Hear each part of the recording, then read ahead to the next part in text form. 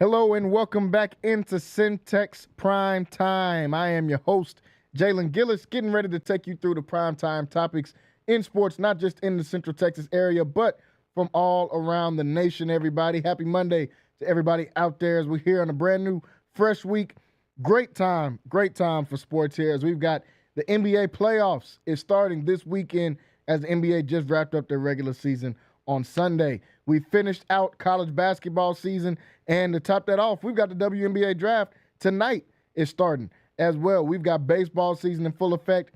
The majors last night was just won in golf for our golf fans out there. So it's a great time of year in sports because you can watch a little bit of everything going on right now. I want to thank everybody for tuning in with us here today on YouTube, Centex Sports TV / Centex Sports Network over on YouTube. Also, you can watch with us on Facebook at Centex Sports Network, and you can watch on Twitter /X at Centex Sports TV. Well, folks, we got plenty to talk about here today. Like I said, we're in full effect for all sports and all sporting things going on here on Centex Primetime. We've got a lot to catch up on. I had to miss some time last week due to some other work reasons, but we're here back today, and we're going to catch up on all what we missed last week and what's going on so far this week as well. Joining me in studio, we've got the man here you see once a week, Mr. Rocky Miller in the building with us. Rock, what's going on? Hey, what's going on, man? We got everything but the games going on now, man. Yeah. You know, lots of different storylines going on around sports. You know, NBA is we do have a couple games. We got the play-in games going on this week, but the storylines are crazy, as you can see with going on with college football. Oh, yeah. Transfer portal opened up again in the second window in the spring. Yeah. We got so much going on, man, and so it's always good to be here with you and our trusted producer, Jamal, man. And, no, definitely. And, folks, like we said, lots to talk about. Did you get to check out any of the majors? Because I didn't get a chance to watch any. I'm not much of a golf on TV guy. I watched maybe the last or so round. Shout out to Rory McIlroy. Was able to go out there and win him another green jacket. I think his first win in 10 or 12 years, I think they said, since he's well, it's been a while. It's been a while since he's won a major. Mm-hmm. And Rory's, I'm a slight golf fan. Okay. Rory's one of those guys that everybody kind of cheers for. He's been right there at the cusp of winning a couple times and always seems to foul it up down the stretch, and this time he fouled it up down the stretch. But he was given an opportunity to play a playoff after going through 4 rounds, ended up tied with Justin Rose, and then in the playoff he was able to birdie. I forget the hole 13 or something like that, and was able to win. A lot of people in golf are really happy right now that Rory was able to win. Rory, if you followed Rory, Rory was the guy who, when Tiger went through his thing with his wife and the porn star. Rory was the guy that kind of emerged as the next Tiger in the early 2000s, 2008, 2009. Yeah. And he, as a young player, he did some really good things, and he was billed as the next Tiger. He never quite lived up to that, though he's had a lot of success. Yeah. He's never quite lived up to Tiger, and I just think he was unfairly anointed the next Tiger. Exactly. It's a tough there is name to live up to. Yeah, there is no next Tiger. Yeah, exactly. And that's kind of been his story, but he is a more sympathetic figure because he's had those struggles that Tiger really never had. Tiger was one of those guys, when he had the lead, it's over. It's a wrap. You're not catching him. He's going to play safe. He's going to make the shots, and you weren't going to be able to catch him. Rory was kind of the opposite. When he had the lead, he could fall apart, lose confidence. Guys would catch him and oftentimes beat him in those, especially in majors. And this, he had the lead last year, ended up losing the lead, and then this year he has the lead. Loses the lead, goes into overtime. And so it's a great story. Golf aficionados really, really love it. And You know, and the guy that they cheer for kind of won. I'm a Bryson DeChambeau guy. He's known as the bad guy, and he went in and he went into the went into the final round with a chance to win, To be able to possibly catch Rory, and he kind of fell apart. He shot a 75 yesterday, so he didn't have a chance of winning, and came down to Rory and Justin Rose. So it was a good day in golf. Again, I'm a mild golf fan. I pay attention to the majors. I track that's that probably kind the of only stuff, time I but watch. most I try to time watch it during that majors. I watch the big three. Yeah. Yeah, no, I agree. I wouldn't even consider myself a mild golf fan, but I do try to tune in whenever there are some of the majors. And the thing I like about golf is the shelf life on the players, man. You see Phil Mickelson and guys like that getting out there. It's like, man, these dudes like 60, and you still get a chance at the bite of the apple. And you can go out there. Again, there's nobody tackling you. Yeah, exactly. There's nobody. You don't have to hit anybody in that sport. Yeah. Something. Like tennis. You get to play. Play for a while. Yeah. I don't think they have a seniors. Well, they may even have a senior circuit in tennis. But nobody pays attention to it. No, ain't nobody watching that. But they used, in golf, they have a senior circuit. Those guys are famous. You get to play for 25, 30 years. Each golfer builds their own brand. Yeah.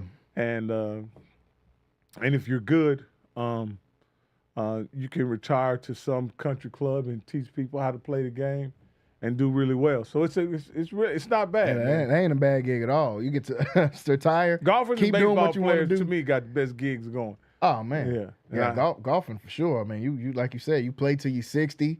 You retire, go to a country club, teach some kids that can't swing a golf club at all, make another 100 to 200,000 off of that. Hey man, you sitting back living good, and they getting cash while they playing, because you see the purses that these guys win. 4.1 million yesterday. Come on, man, 4.1 million. That's good work for a weekend. For a good weekend, you get 4.1. Speaking of 4 million, though. Hey man, yeah. Go ahead. No, I just wanted to bring up. Yeah, no. Also, probably the thing that's kind of breaking the internet right now is a situation with. I'm gonna call him Nico. Yeah. I don't want to mess up his last name. I'm 11. Some close to that. Okay. I'm gonna try it once. I ain't gonna keep getting. So Nico, the Tennessee last year Tennessee quarterback, yes, that played in the NCAA playoffs, entered the transfer portal late last week, and ultimately Josh Heupel, his head coach, said he wouldn't be able to return to the team, even if he didn't. Turns out that the situation arose when Nico asked for more money. The school told him, I guess, no, and then he decided to seek other options. I thought an interesting aspect to this story, while they were in negotiations, seems that Josh Heupel, the head coach, found out from Oregon's head coach, Dan Lanning, that Nico was seeking out other opportunities. I knew it was something about Dan Lanning I didn't like. I didn't like the little speech he gave against Colorado last year when they played him, and then now you backdoor him. We find out that you dry snitching on somebody on the other side of the country. It's kind of crazy. And I really hope what happens because of that. I'll get into the story a little more, but so Dan Lanning kind of tells Josh Heupel, your guy is looking for other opportunities, and based on that, Nico's not able to return to the team. I hate the way the media is trying to paint Nico as the bad guy. Yeah. Conjuring up stories to where he asked for a Bugatti and all this ridiculous stuff. Come on, man. Saying that he was guaranteed $2.4 million, and he had a contract, and we all know there's nothing binding at this point. No. In NCAA, what you can get your hand on is what you have. Yeah. And so Nico wanted to seek out his other options. His dad who's a former college player, and who's advising him. People are turned off by that. I don't see any reason. Now, his father may not be an expert in negotiating contracts and revenue, but he is a negotiating expert in advocating for his son. Mm-hmm. And I don't think anybody should, take a shot at the father for advocating for his son. And his father had some choice words for some people who had something to say about his son. And being a father myself, I have a sensitive spot for my children as well. And, Of course. And if you say something that I don't like about my kids, there ain't no telling what I might say to you Exactly. either. So I try to keep it PC as much as I can, but provided you say something about my sons or daughters that is not true or misinformation, I may use some very descriptive language to some sentence tell you what's up on tell you what's on my mind. And so, but yeah, so Nico and his family are really getting bad press behind this. Mm-hmm. You expect that when Tennessee and the powers that be are kind of controlling the narrative right now. I don't think Nico can win, even if he went public about what was going on with him. I don't think he would do anything. He would do himself any service. They have more money and more influence, more power. The institutional aspect of schools having the connections, especially in the media, kind of drives the narrative. And so we'll just have to wait and see. In my opinion, I hope he goes to a school like USC or Ohio State and they beat the dog mess out of Oregon. Destroyed. You know what I mean? Yeah. I hope they destroy Oregon, in other words. Because I think in the city, so here's kind of what I've uncovered doing my Twitter journalism. Yeah. Is that Nico asked for more money early, shortly after they were kicked out of the championship. They were defeated in the championship game. And then they said, hey, we'll get back with you, and then ultimately they had no intention of ever giving him any more money, but they didn't tell him that. You understand? And I think that's a bit of them being disingenuous as well. If you don't want to give the kid any more money, just let him know, hey, we're not giving you any more money, and you leave it alone. Yeah. And if he chooses to go to spring ball, that's on him. But to me, they drug it out, let him go to spring ball. Of course he's the returning starting quarterback.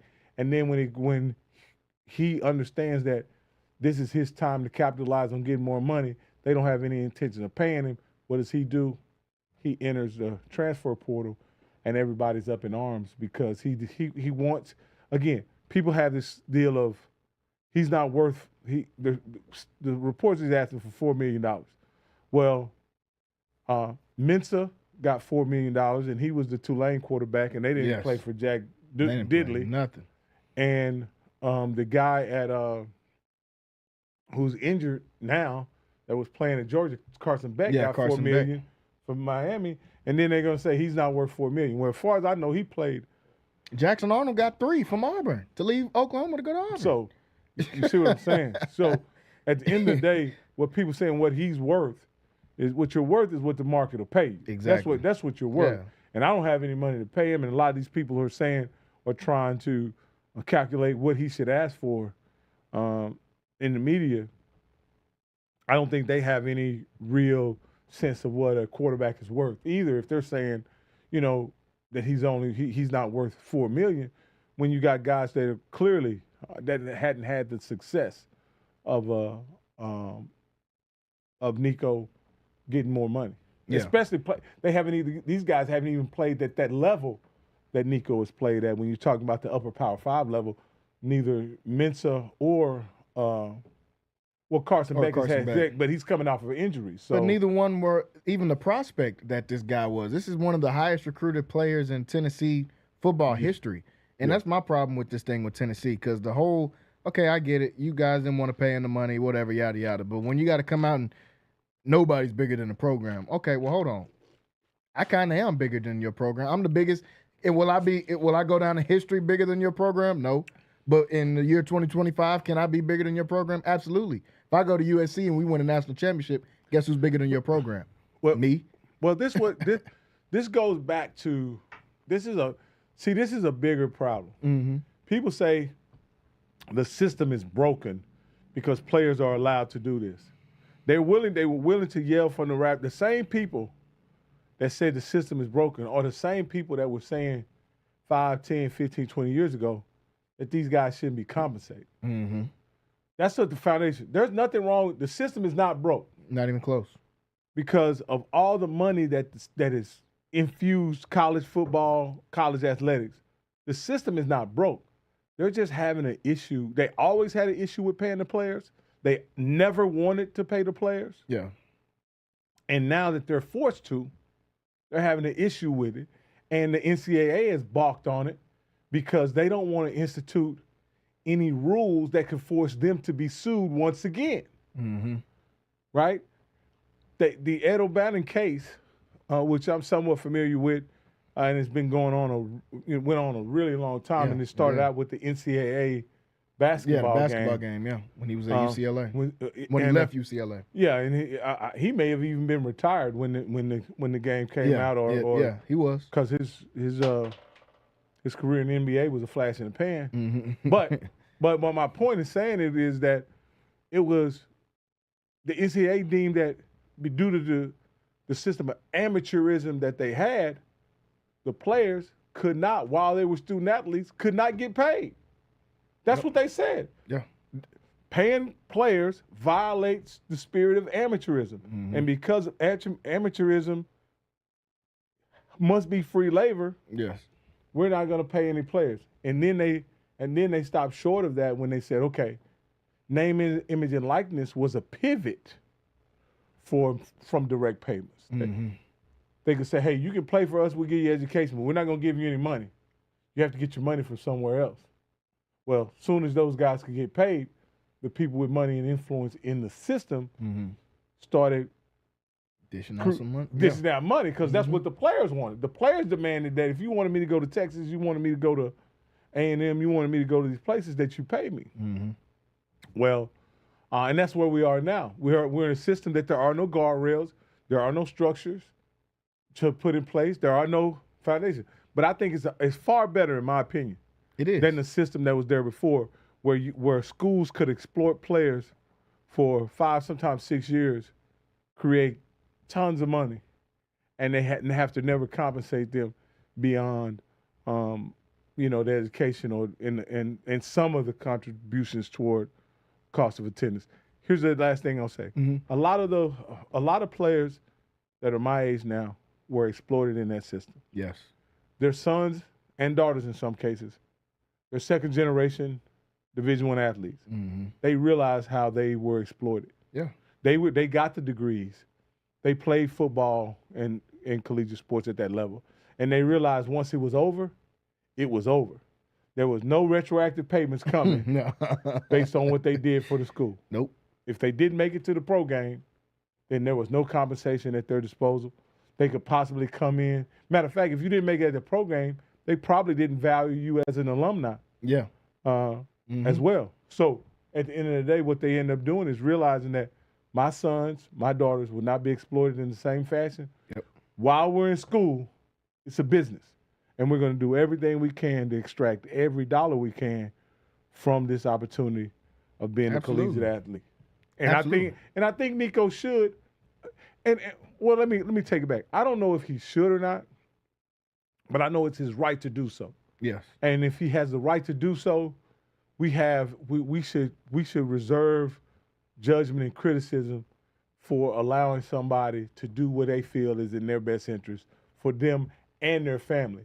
He shouldn't be criticized for having some allegiance to a group of people or an organization that once he's gone, they don't have any no allegiance. No allegiance. They're not gonna take care of him. They're gonna make sure his family's good once he graduates from college or once he finishes his eligibility in Tennessee.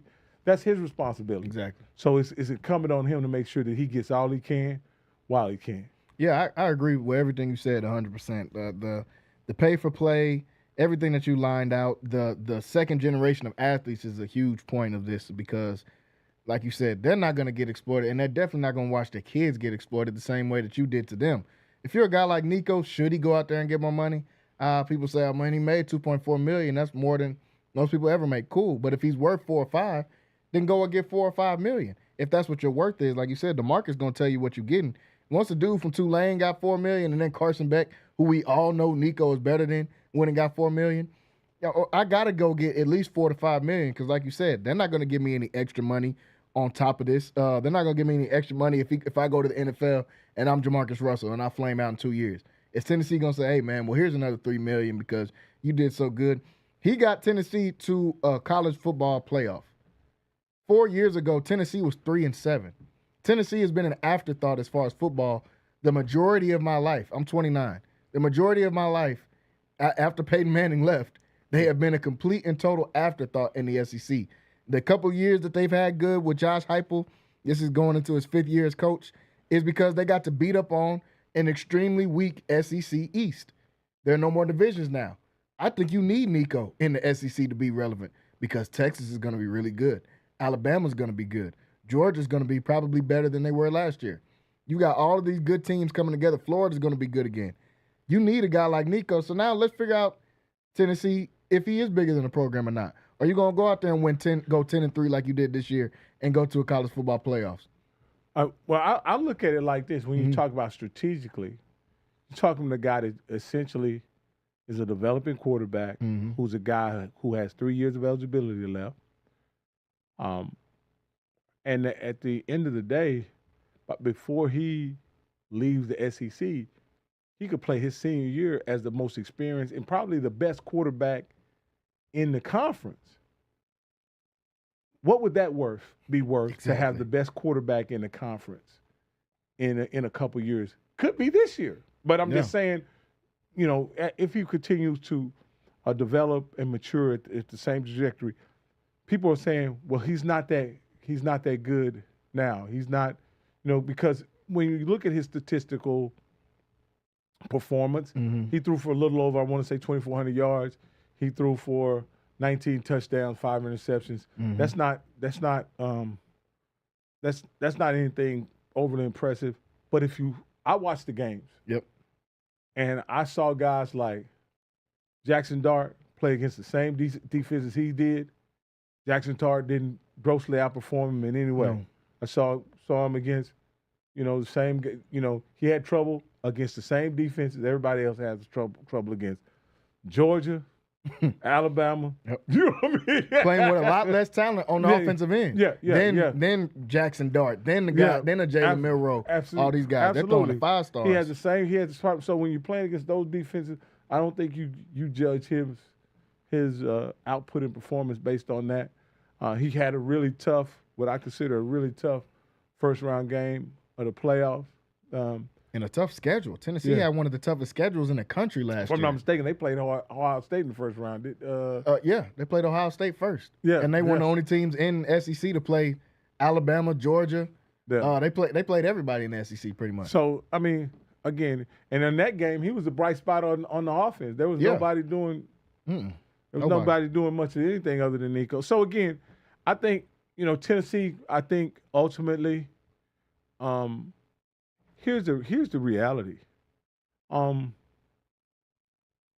Tennessee probably did what they was financially prudent for their program. I don't begrudge them for that. But you shouldn't try to then make the kid the bad guy because you don't want to pay him. Yeah. That's your right as Tennessee. You don't have to pay anybody anything. But you don't make him the bad guy because he wants to get paid more money. The nobody's bigger than the program thing. You're trying to point the finger at him. Yes. It makes it seem like this is all his fault. Everything here is his fault. If you pay him $4 million, that ain't gonna shut nothing down. Nope.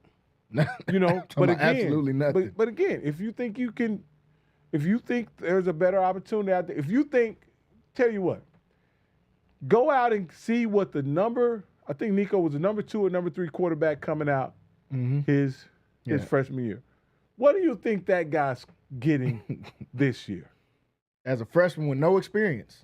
No games played. What is it? Now, I also see this as an issue too, Jalen.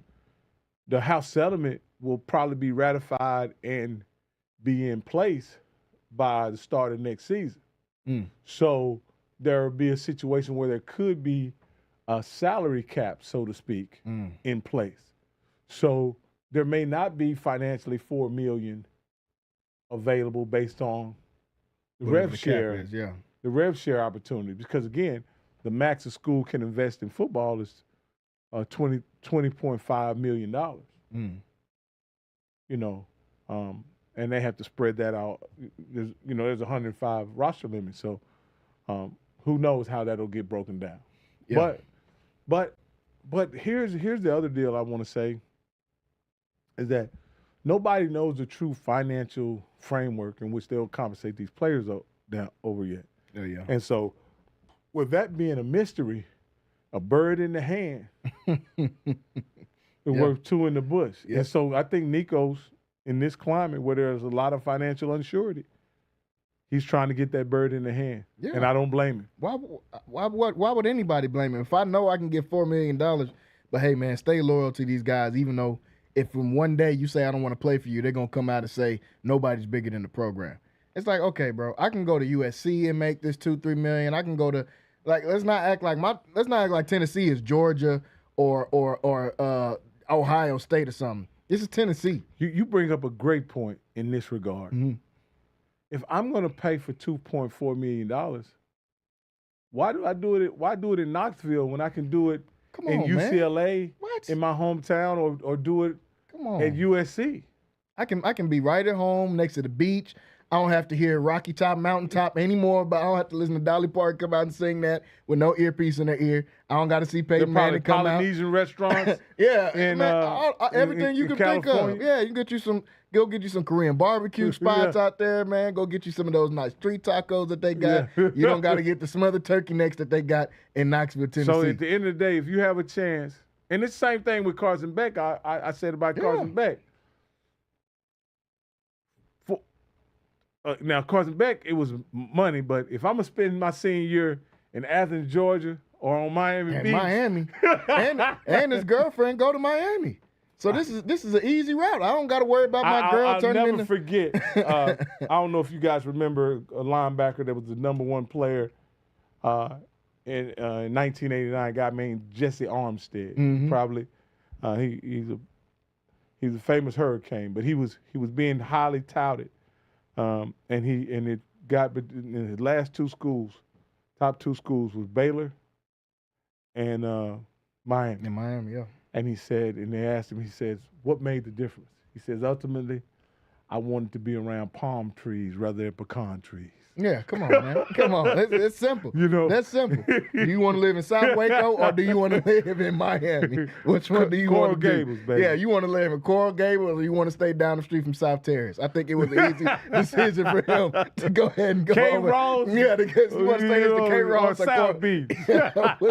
Which one you want to do in it? So he decided, I think that's a big move for Nico too. And the last question I want to ask about this is, where do you think he should go? Because, okay, we're at the end of spring. A lot of guys have solidified their starting guys, and they might not want to throw off team chemistry, so to say. But Nico is in the upper echelon. He's in the 1%, in my opinion, of starting quarterbacks to be starting in college football. He's in that top 10 to 15 range of starting quarterbacks coming back. I think if I were him and I'm going to USC, if they would take me, I think that guy – I like the guy who's there now. He's a Polynesian guy as well. I forget his name, but he comes from UNLV or Nevada. I can't remember exactly where. UNLV, I think, is where he comes from.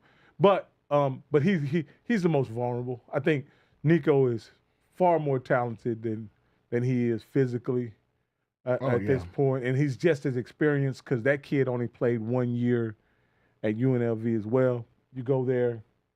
And I think you get great tutelage from Lincoln Riley, and you're always going to have great skills to play along with you, and Lincoln Riley if you give him a top quarterback, you're going to win a Heisman. That's just the history of Lincoln Riley since he's had top quarterbacks since Oklahoma, from Baker Mayfield to Kyler Murray, was just about to do it with Jalen Hurts, came up just barely short, did it with Caleb Williams.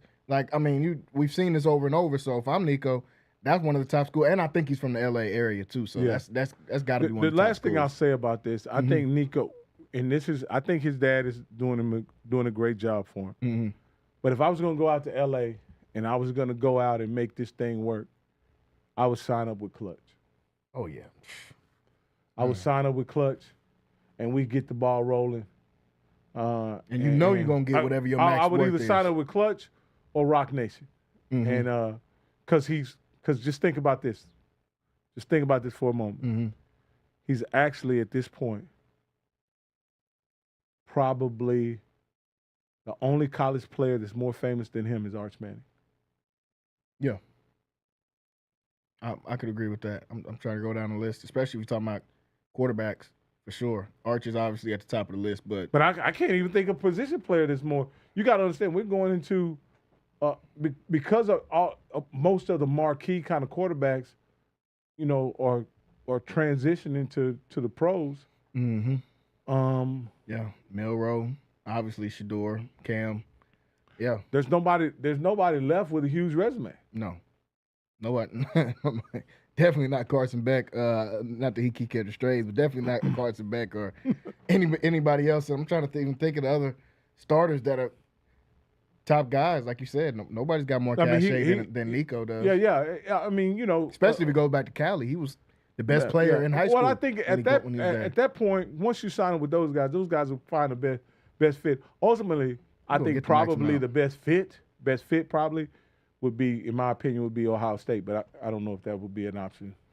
Yeah, I liked them before the whole Dan Lannon thing came out. I liked them going to Oregon, even though I really like Oregon's quarterback coming into next year, Dante Moore. I think he's going to be special. But I liked them at a school like Oregon, a dynamic offense. Evan Stewart's still going to be there. They just got Decorian Moore from Duncanville. I would have liked them somewhere like that, but a USC would be nice. And I mean, any of those California schools, I think, would be a nice move for him. I've seen some people saying that UNC might try to be on him. Like, man, he's not going to go from Knoxville to Chapel Hill, man. This dude is trying to get paid and trying to go play somewhere probably a little more comfortable for him, which is why I keep naming West Coast teams. I heard Cal been handing out some money. Maybe you could potentially see him at a school like Cal for maybe just a year, just to, hey, let me get some money, let me raise my value some more, and then let me finish off my whatever couple of years. Well, I mean, you have to realize, I said he has 3 more years of eligibility, which he does, but he's draft eligible next year. He is. So, I would, if I was him, I would try to get in an offense that is either known for developing quarterbacks, and I think the best one would be Lincoln Riley. Yeah, for sure. But when I just thought about the Mensa kid. The Mensa kid from Tulane, he got 4 from Duke. And if Duke's playing 4, you mean to tell me Tennessee can't play 4? Come on, dog. And every dollar that Duke got is going to the basketball program. And they can still find a way to pay the dude from Tulane $4 million. Come on, man. I don't want to hear that from Tennessee, man. Y'all made me sit out here, listen to Rocky Top. Y'all made me keep looking at all these paintings of Peyton Manning in here, and then you can't pay me the money at the end of it. Okay, cool. I'm going to go back to the West Coast, be in the Heisman candidate race, and hopefully beat Tennessee. 'Cause I don't see Tennessee doing much. I mean, I guess Tennessee, like I said, Tennessee's been an afterthought in the SEC my whole life. They got into the college playoffs this year. They had a couple of good years a couple of years ago, but they're an afterthought. Well, let me ask you this, because I was just doing some research before we move on Nico. Tennessee was in play with Arch when he was being recruited, and he was they were getting their war chest together, and it seems that he kind of came to Tennessee because they had built up this anticipation for Arch. So they had money to invest in a quarterback. Of course, Arch chose Texas. Yep. Had money, and then Nico was, from what all accounts, was the second best quarterback of that class, if I'm not mistaken. Yes. This will be interesting. Does that open up anything for Arch coming to Tennessee, or is he just happy? They'll give Arch $45 million if he came to Tennessee, because they'll make so much money to have another Manning on the back of. You think they come up with that $4 million for Arch? Man, they'll come up with 4 plus 4. Arch ain't never started but like one game, right? Yeah, a couple of games. I think he had 900 yards. You think they come yards. up with $4 million for Arch? It'll be 4-4-4 like Jay-Z's album. They'll get 4 plus another 4 plus another 4 for them last 3 years that he's there at Tennessee. If they could ever put another Manning on the back. Do Arch got a little brother? I need to look that up. Dude, if Arch got a little brother, they'll give him $4 million just for him to come even if he ain't even good at football. Okay. So they'll definitely do that. But nah, Arch ain't leaving Texas. But man. you saying they would come up with the $4 million? For That day they'll come up with it. They'll be there by the time he lands in Knoxville. All right. It'll be sitting right there. I was for just Nico, checking. nah, they ain't gonna do it. You got the backup money anyway, I guess, since like you said, they wanted it to give it to Arch, but it's kind of like, man, I guess you already over here, so here goes this $2 million right here. Well, now he gets to go and test that out somewhere else. So, folks, we'll see how this moves on as the transfer portal is open and active, as we see as a top quarterback like Nico. That's why it was such breaking news. I mean, this is a top quarterback on the move and moving on like that. I want to switch over, still talking about college a little bit as we're getting ready to go into hour number 2. Last week, we were gone, didn't get a chance to talk about that national championship game. Florida coming out with a victory over U of H. At this point, everybody's got to kind of digest it. We've all got to watch that last play over and over and over where U of H ultimately didn't get a shot up with 14 seconds left to go in the game, didn't even get a shot put towards the rim. How does a blunder like that happen? Because I picked Florida to win. I was going for U of H. I thought U of H had it in the bag. Once Florida started to come back, I was like, okay, now we'll get to see who's the more clutch. But then everything happened so quick. It went from Florida took their first lead of the game since I think a couple of minutes into the game, took their first lead to the game's over, and Houston didn't even get a shot off. How does something that chaotic and crazy happen in a national championship moment? Well, I mean, I think that's what you have when you have 4 really good players and not a go-to player. Mm-hmm. You understand? One of the things that you could always count on with Florida if there was a big shot, if there was somebody that was going to bring them back, they had Clayton. Mm-hmm. And so Houston didn't really have that. And I will say even this, there were times in the game where, you may have thought one player was hot for Houston, and then there would be another guy that kind of started, pulling the trigger or whatever, and they had trouble getting everybody involved. I think when you play that kind of defense, right, Mm-hmm. it gives you a lot of opportunities to get your offense cranked up. But ultimately, I think down the stretch when you need a play, you need to have a guy that you go to offensively that everybody on the team knows that we're going to go to for offense. You understand? Yeah. And so and we saw all of them at some point down the stretch have a chance to do it, but I thought they were doing it in a really one-on-one kind of fashion. I think Alzon had a chance to put some shots up, and he shot some air balls. I think Sharp had 2 violations. What I would like to have seen them do, which I think was their best play in that game, was going down and throwing the ball inside to one of the big guys and letting the big guys work. They never really committed to that at any point in the game. And I think when they had the 10-point lead, if they had committed to that rather than continue to shoot threes, it would have made coming back a much more difficult task. But with them trying to outshoot Florida, it kind of kept Florida in the game. And Houston doesn't even really have – I mean, they got some shooters. They don't have shooters like that to say, hey, we're going to keep going like they don't have said, a guy Sharp. as good as Clayton. No, definitely not. And you got to realize there was a point where Stewart and some of those other guys were shooting for Florida, but when it really counted, when it got to like the last 8 minutes of the game, Clayton was taking the big shots. Yep. And everybody else, even though he didn't have a point in the first half, and I knew right then and there, and I'm still mad. Like you said, they should have thrown it into the post, man. Juwan Roberts, shout out to you, man. You're from Central Texas. You went to Shoemaker. But you fried my parlay, man. So it's all good. I'm gonna forgive you this time, but you fried my parlay. Oh, you had him. Oh, he missed about 1 point, right? I got in the second half. I got in Walter Clayton, 9 points in the second half. When I seen he had 0, it's probably 5 minutes left in the first. I said, nah, I got to get in on this. No way he's gonna go and throughout the game scoreless. He ended up hitting his mark. I had him for 9 points in the second half, and I had Juwan Roberts for 9.5 points, rebounds, assists. He got to 9. With 3 minutes left in the game and didn't record another stat. I said, this is crazy. Yeah. You couldn't get a rebound, an assist, a shot. But like you said, if they would have went to the post, they were up by 10 points with a few minutes left to go in the game. I mean, you just go into the post, slow the game down. But we saw more threes from Sharp, more threes from Cryer, and they were all bricks. And I think that ultimately led to them losing it. I mean, and shout out to Florida, man, for literally fighting into the absolute last second. To think that they didn't take the lead until 20 seconds left into the game just shows the type of fight and the type of grit that these guys had all year long, especially to Walter Clayton, man. You carried them all this way, and you're having your worst game of the season by far in the national championship game. You keep fighting. You made some extremely timely. Right? Ended up with 11. Scored 11 in the second half, had 0. I think with like probably 11 minutes left in the game, he had no points still.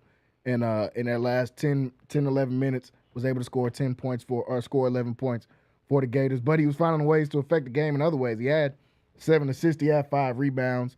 Their big showed up. Condone had 12 points. You saw Will Richards chime in with 18 points. Just a real collective victory for Florida and not giving up all the way to that last second. I hate it for Coach Sampson because you were right there, finally having a chance to be able to go. And you had it won. All essentially, you had it won. They didn't take a lead till 20 seconds left in the game. You had the game in the bag, and then you don't even get a shot off. That's what I think stings even more. When Wayne was on there last week, with both of you were on here, he talked about everybody starts getting tight when it gets to those last couple of minutes. We saw U of H run from the ball. Like it wasn't only 15 seconds. It's only 15 seconds on the clock.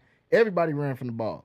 And then Sharp finally gets it, moves out the way because he knew it was going to be a travel when he should have just picked the ball up and just gave them, okay, let's foul and then get a chance at another 3 because they were only down by 2 points at that point.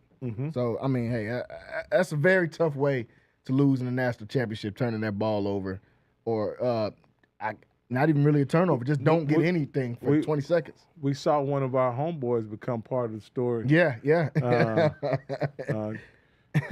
Referee for the semifinal game between that was Duke and Houston. He was the one that called the foul on on Cooper Flag that everybody seemed to have lost their mind about.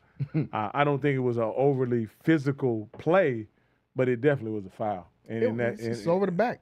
Textbook over the back. You jump on his back. That's over the back. Yeah. Like it's a textbook call. It was over the back and a reach. You know what I mean? Yeah. And so, of course, they were letting them, during the course of that game, they were letting them play. But in that situation, he saw the contact, he saw the foul, he saw the push in the back, he made the call. But you got to have some stones to make that call in that situation. You do. Especially at that against point Duke. in the game. Yeah, against Duke. Knowing the gravity of it doing it against Duke too. So man, shout out to him, man, because always putting on for Waco, and it seemed like the last few years. I mean, when he did the Baylor national championship game, whenever Baylor was able to take out Gonzaga. So definitely shout out to him. Shout out to Florida, man, for going out there and winning that national championship. It's kind of a tale of 2 different stories. You got Coach Sampson, who's put in his dues for years and years and years and waiting to get to the mountaintop, and then you got the young coach on Florida side getting there for the first time and being able to put it away within his first time getting to the national championship. I like this story because it seemed like they took a lot of mid-major guys and put them together. And they built a basketball team. They didn't go over heavy on the 5 stars and 4 stars and paying guys because I think in football you need that. I think in football you gotta have those 4 and 5. We just watched Ohio State do it. Cohesiveness or not or any of that stuff. Oh, you guys got beat by Michigan. It don't matter. We got 35 stars on this team, so we're going to win because we're better than everybody. In basketball, I don't see it that way. Because just in my time, besides Anthony Davis, I haven't seen it work for anybody we're just going to put all these 5 stars together and just throw them out there and hope it works. Well, one really good player tilts the scale. Yes. In one direction. You get 2 of them.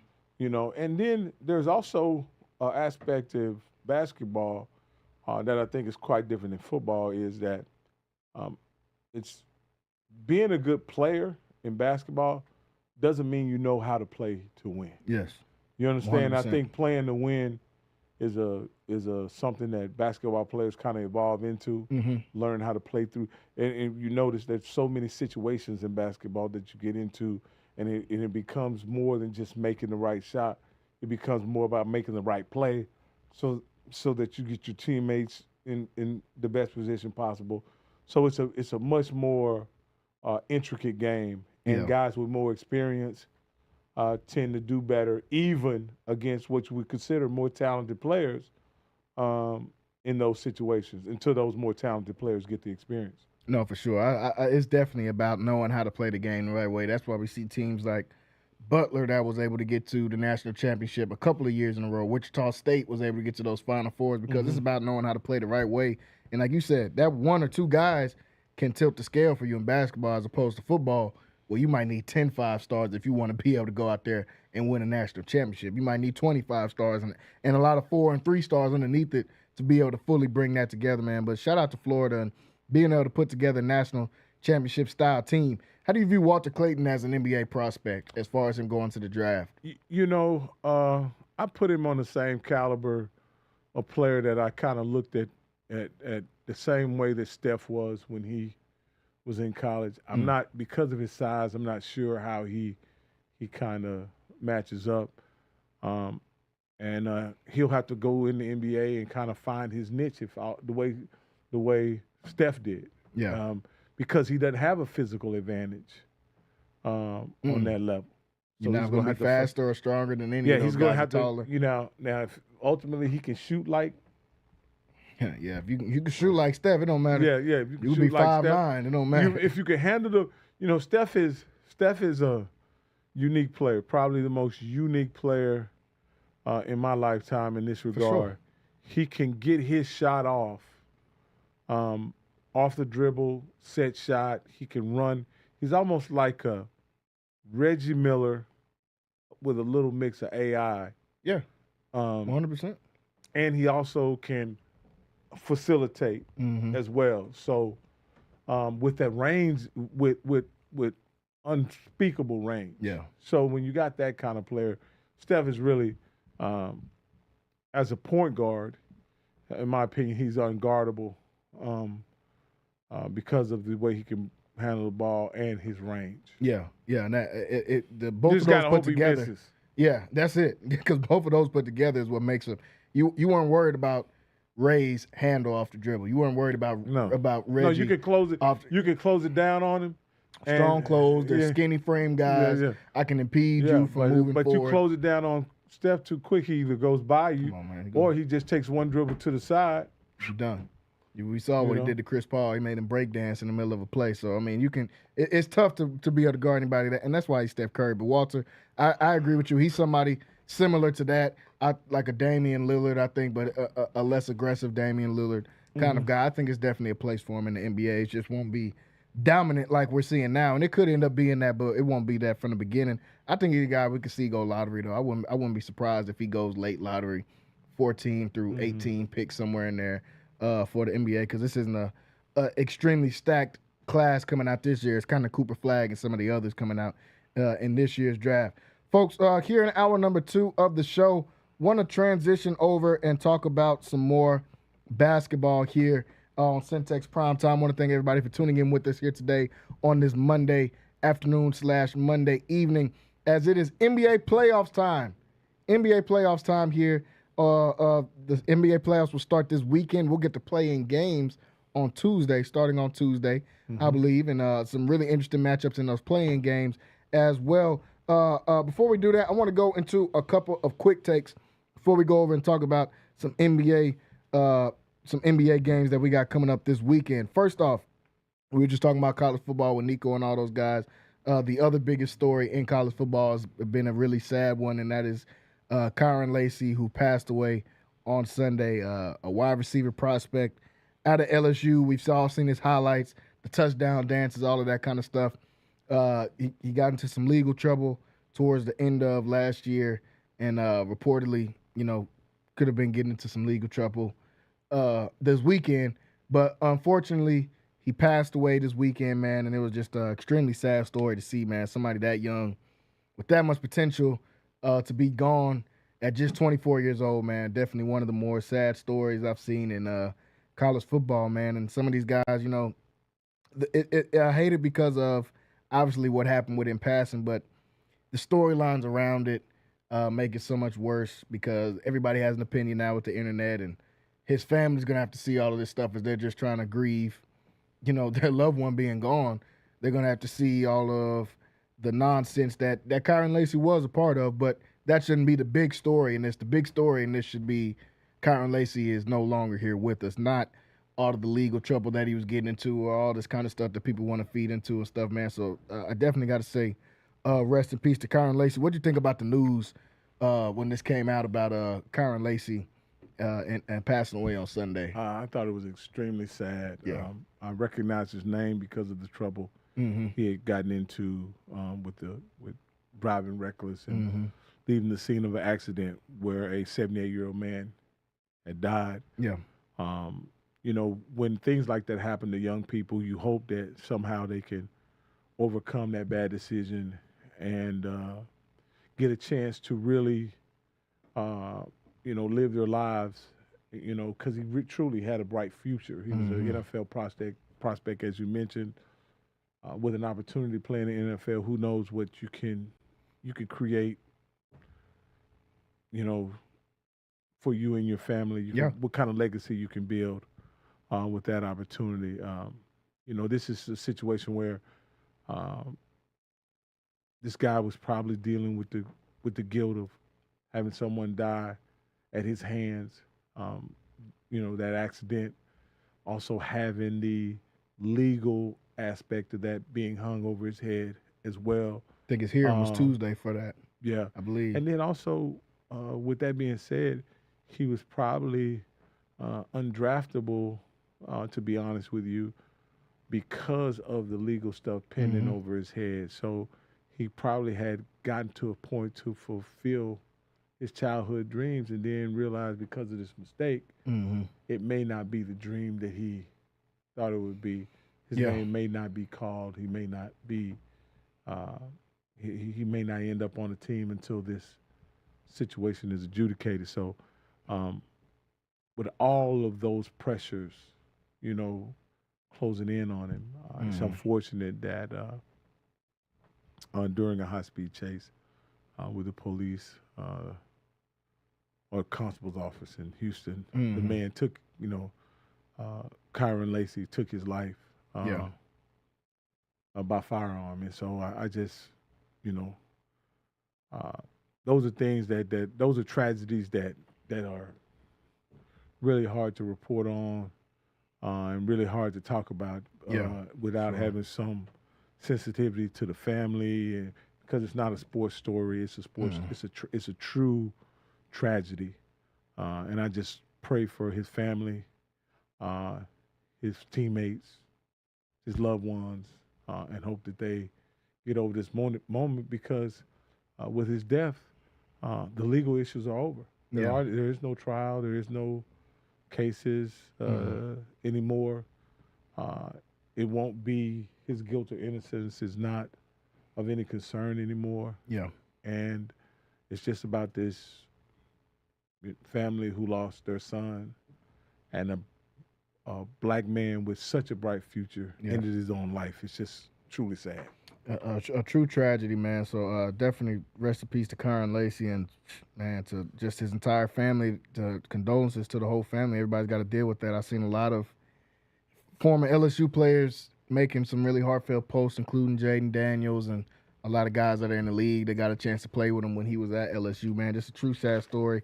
And there's always a way out, man, for just people that do listen. It's always a way out. You don't have to feel like it's over. Like you said, he was in a high-speed chase. He was in the process of potentially getting into some more legal trouble.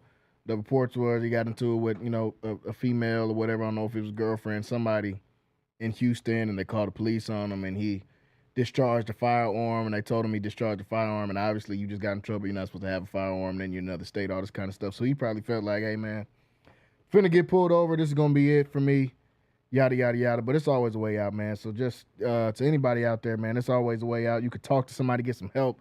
He clearly was dealing with something mentally and emotionally going through these last few months. As well. Yeah, how could you not? Like you said, this is your dream, getting to the NFL.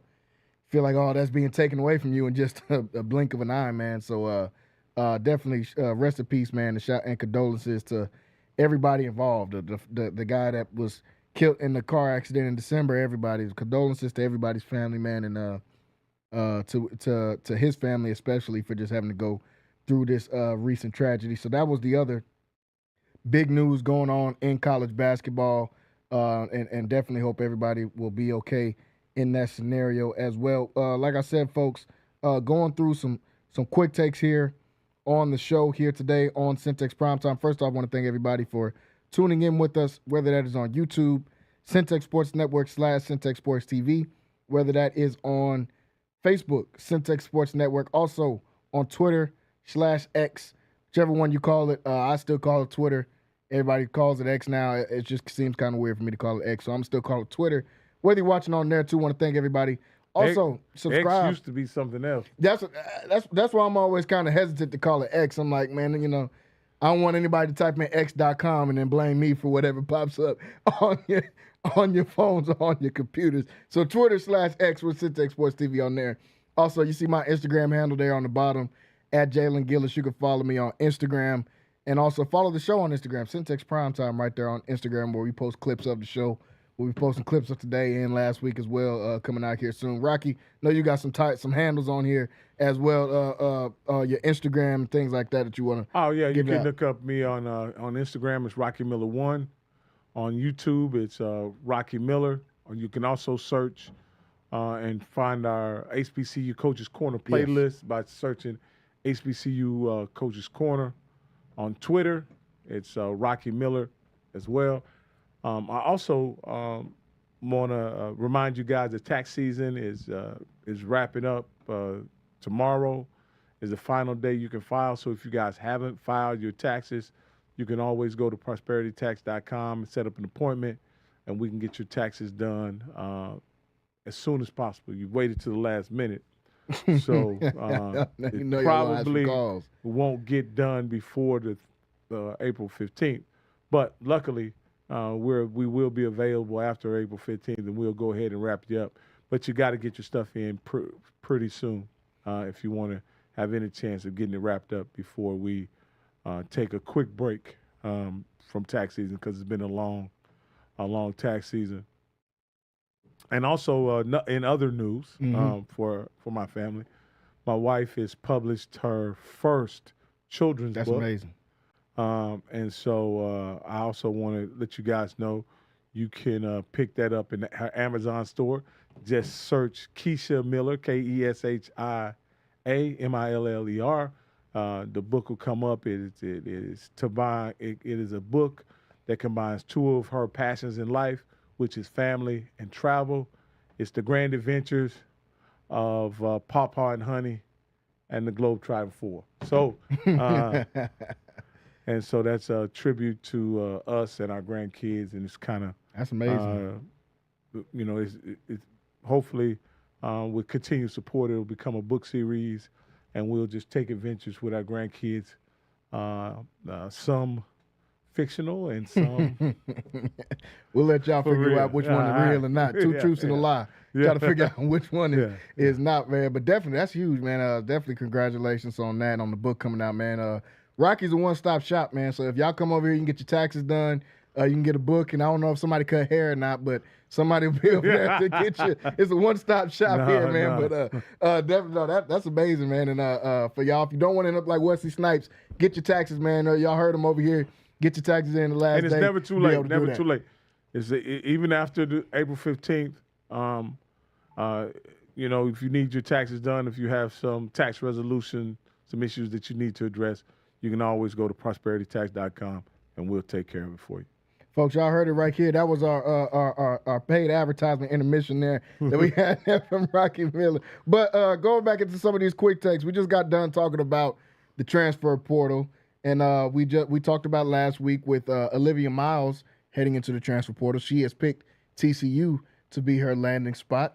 Not sure what kind of bag TCU got, but they got to have some type of money. They got Haley Van Lith last year. This year they get Olivia Miles in the transfer portal. This year they was able to get all the way to the Elite Eight with Haley Van Lith. Now they get Olivia Miles in the mix. But the next guard up on the transfer block is Malaysia Full-Wiley from South Carolina, who's been a lot of people's favorites, one of people's favorite guards to watch in college basketball, being out there to play for South Carolina and Coach Don Staley. And this one, to me, was less surprising than the Olivia Miles one because, one, obviously money. Everybody, you're at the height of it. You'll be able to get more money. South Carolina's got – we just talked about these teams with 3 and 4 or 5 stars. South Carolina's got as a team with 3 and 4 or 5-star players on there. So, obviously, you're not going to get the majority of the money. But then, two, Malaysia Full-Wiley is probably one of the more exciting players in college basketball. She comes off the bench for South Carolina. I'm sure she wants to get a shot to be able to start to be the main attraction at whatever team she goes to. So she's heading out to the transfer portal. What do you think about Fuwali jumping in? I think this is one of the first times that we've seen somebody from Don Staley's camp jump into that transfer portal. Yeah, it was bound to happen. I think one of her claims to fame is that she hadn't had anybody transfer. That's over. Yeah. And I think this is about, again, she had, I want to say someone did a story on it last week. She has 9 or 10 McDonald's All-Americans on her.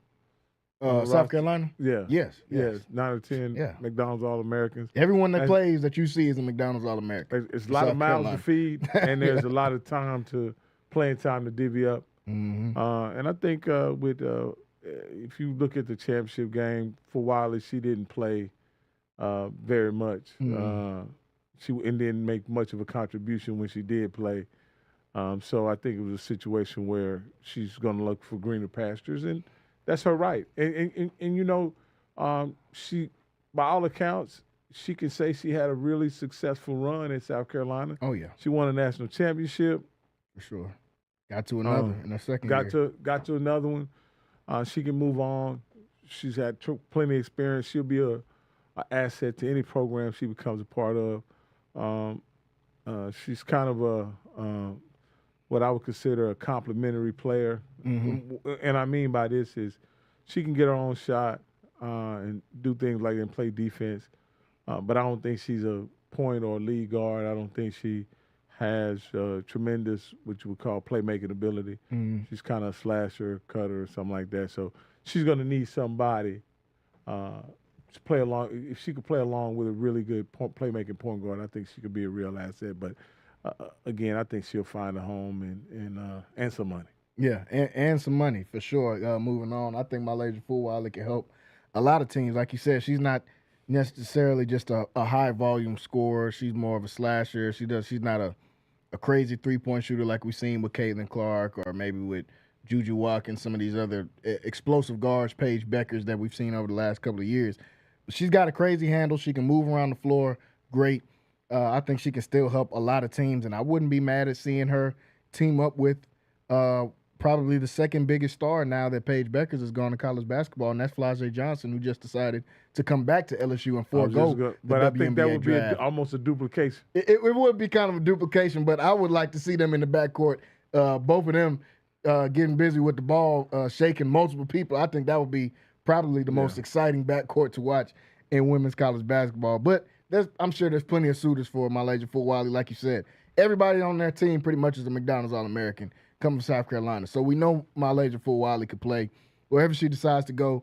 I'm sure she'll be getting the bag, and she'll probably get a bigger role at whatever school she decides to go to. But the transfer portal is hot right now for women's college basketball. I'm waiting to see some of these names that'll drop. I've seen a couple of guys transferring from U of H in the transfer portal. What my girl from Florida State, she ended up landing somewhere.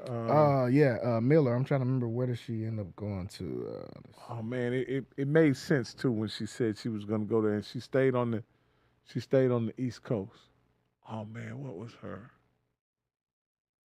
I can't think of where she ended up. I actually thought she was going to go to out west, and she ended up staying pretty close. She I'm trying to think, where did she ended up going? I'm trying to remember her name. I just couldn't remember. Let's see. Is it Latson? Yes. Yeah. She's going to South Carolina. Oh, that's what she went. Ridiculous. It's like, okay, that's what Fuwali said. You know what? I've had enough. You bring in the top scorer in the nation. I've had enough. I got to go find me somewhere else to play because this is just getting ridiculous. We was already loaded. Now you get the top scorer in the entire nation to come down to South Carolina. Writing's on the wall. You need to go find somewhere. Coach Staley didn't have to say it. She said it. Latson said it for her. She didn't have to say go find you somewhere else. It was kind of just overstood. You bring in somebody in my position that's the top scorer in the nation. And your bag is gone. Yeah, it's completely gone. Now you gotta play for the stipend that they give out everybody each month. That's gonna be your pay moving forward, man. So shout out to Latson. Shout out to Don Staley, man. You lose, and how do you respond to losing? You go get the top player in the transfer portal that's moving on. So shout out Don Staley. We're gonna be rooting for you again next year as you get another bite at the apple. Gino, she coming for you. She's coming for you, Gino. You got it. Now you got something going on with Sarah Strong. I didn't know. Obviously, I knew Sarah Strong was nice, but those last few games for UConn, I was like, okay, she's turned it up some. Sarah Strong is the real deal. So if Coach Gino decides to come back, because you went 12. How many are you trying to win before you retire, Gino? Or is this just you don't have nothing better to do right now? How many are you gonna win? You got 12 of them. He getting the bag too. Yeah, he getting. Man, a bag is an understatement. He getting a good old bag out there in Storrs, Connecticut. I'm sure he's got to be the main attraction going on in the entire state of Connecticut. Going on with some more some more quick takes here before we dive into this basketball. This one is kind of a little football oriented. Derek Carr has a shoulder injury that could potentially keep him out for the entire 2025 season. Now, the New Orleans Saints have the number 9 pick. For people that keep up with mock drafts like myself and like Rocky, of course, and we'll be doing somewhat of a mock draft next week, probably on the show as the draft is next Thursday. So I'm going to try to put together some type of, at least the first round, some type of mock draft where we can all come in together and do something on that. But with that impending, most mock drafts have Shedeur Sanders going to number 9. Some of them do. Have him falling all the way down to number 9. Some have Jack Start at the number 9 pick. The Saints are picking the quarterback regardless. Does anything change now knowing that Derek Carr might not be there at all? I know New Orleans Saints fans don't care because I haven't met a New Orleans Saints fan yet that doesn't absolutely hate Derek Carr. So I'm sure that they're cool with that. But with him potentially being gone for the entire season without even having that crutch of, well, at least we got Derek Carr, does that change any way that the Saints move in this first round?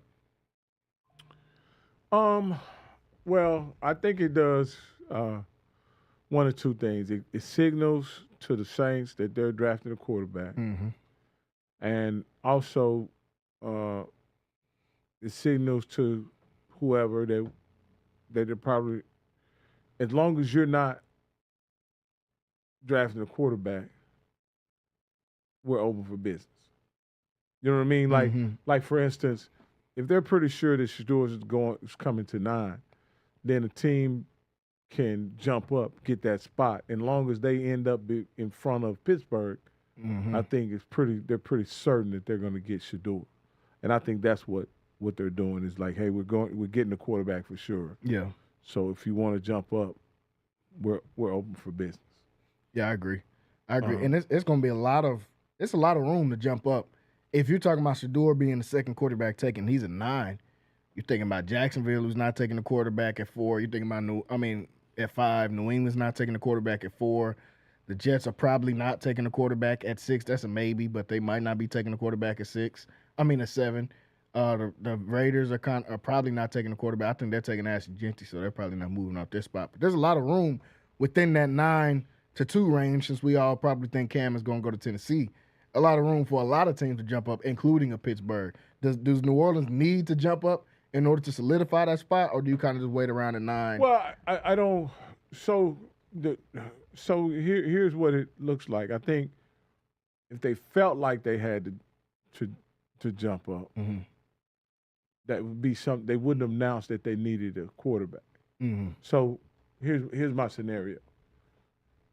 They've asked what would it take to get that position, and the teams have kind of already probably prefaced, as long as you're not drafting this guy,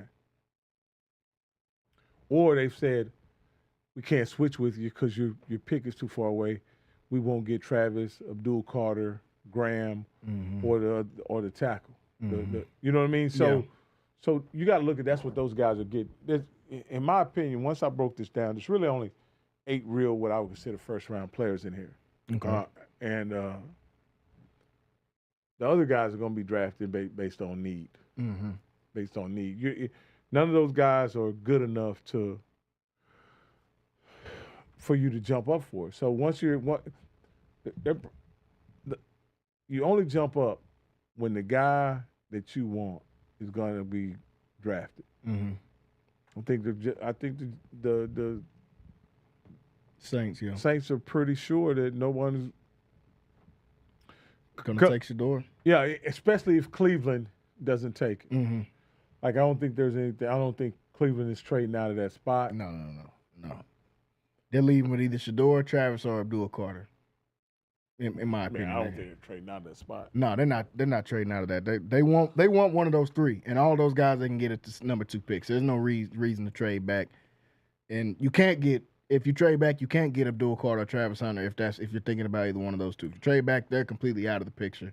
If you think maybe we can get a Shador later or maybe the guys I think they want to trade up for a quarterback is either the Jets at 7 or who's at 8? I can't think of who's at 8. I gotta look real quick. I can't remember who is at 8 in this year's draft. Yeah, because the Raiders. The Raiders are right before them at 6. So at the number 8 spot, computer's slow. But yeah, the Raiders are at number 6, I believe, and they've got a quarterback. It's Panthers at 8, and they got a quarterback. They got Bryce Young. Yeah. So yeah, I mean it's a tough deal. They say how does somebody drop all the way down from seeing them talking about it on First Take, I believe. How does a Shador drop all the way down? From there's only picked at 2 to 3 9. teams that need quarterbacks. And that was my main point is there's only, like you said, there's only 3 teams that need quarterbacks in there. The Giants in the top in that top 10. The Giants don't want either. They don't want. They've been told not to draft Shador, or they have accepted they're not going to draft Shador, and they don't have to. No, because they're going to get. They know guaranteed they're going to get either Abdul Carter or Travis Hunter, and I think they want one of those 2 guys. So him going to 9 could be. I mean, I'm if he falls that far, I'm not mad at that at all. I think that's. But my point is, I don't know who the Jets take in that situation. I think the Jets are going to try to get some offensive line help. I think the Jets is where we're going to see our first offensive lineman getting picked. And just my opinion, I think that's where they're going to go. I think they're going to give Kelvin Banks out of Texas or somebody like that at their spot because, okay, we just gave Justin Fields $40-something million. Hey, let's figure out, can we make this work with Justin Fields and build our team similar to what they were doing before they got into this whole Aaron Rodgers fiasco. They were building their team outside of a quarterback. They got the Garrett Wilsons, they got the Sauce Gardners, they got all these guys and all these pieces and said, we'll figure out the next part. So I think that's kind of where New York goes. Carolina, obviously, they're not going to take a quarterback. The wild card for all the trade scenarios, which, we don't know what's going to happen, but only reason it piques my interest is because Brock Purdy still hasn't got a contract yet, and the 49ers are picking at 11. That's why their trading up is the most interesting one to me because obviously they wouldn't disclose that information until it gets to draft night. But I thought by this point, Purdy would have had some type of deal. But now that we're draft night is next week and Purdy's still no deal, it's got to pique my interest. Is Kyle Shanahan thinking about resetting at their quarterback spot as opposed to giving Brock Purdy $40 to $60 million per year? If we're already sitting at 11 and Shador is close enough to 9, well, 9 it's only 2 spots away from 11. Can we trade up with the Carolina Panthers at 8 and swoop in and get a Shador Sanders and completely change how we're looking at structuring this cap structure? Right now, they're getting guys off their books. They traded Debo because, okay, we got to make room to get Brock this money. We just paid Brandon Ayuk this money. We just paid Christian McCaffrey this money 2 years ago. We just restructured Trent Williams' deal last year. We got to move money around in order to pay Brock Purdy. Do the 49ers think, man, if Shador's already – because before it was Shador's going to go at 2 or 3, so, there's no reason to reach that high. But now, if you can go to 8 from 11, that's not that big of a jump. I don't know what Kyle Shanahan and John Lynch are thinking, but that's the one that piques my interest the most if we're talking about those top 10 to 15 picks, is a team like the 49ers who don't need a quarterback, but they kind of do need a quarterback. How do they decide to move up and address this in the draft? I think that's one of the more interesting ones. So them and the Saints, because like you said, I don't think the Giants are going to take him. And possibly Cleveland are really the only spots I see for a guy like Shador falling. What do you think about the 49ers? You think they just stay hold and just let's go get another lineman or somebody or best available? I think the 49ers are in an interesting situation. Mm-hmm. They have 2 guys for sure that I think could step in and do what Brock Purdy did last year. Kirk Cousins, Aaron Rodgers. So you got that situation. Mm-hmm. If you take that approach, then your relationship with Purdy is it's over. It's over. And then who I think ultimately this is what the 49ers are looking at is why are we bidding against ourselves? You understand what I'm saying? Mm-hmm. Why are we bidding against ourselves? If you insist on getting $60 million, one, we don't have to pay you this year. Still in your final year. Two, if I get a quarterback, if we get a quarterback now and transition you, I probably can get something in exchange for you. There are some teams that need a quarterback. You know, Definitely. I don't know. I just think ultimately they're going to try to get a deal done with Purdy. I don't see a. I don't think they're going to be aggressive enough. After what they did with Trey Lance, I don't think they want to be that aggressive in the draft anymore. They did it with Lance. They traded 2 first-round picks plus another pick, all to move and get Trey Lance, and that flamed out. I think ultimately their regime is saying, we're not going to do that again.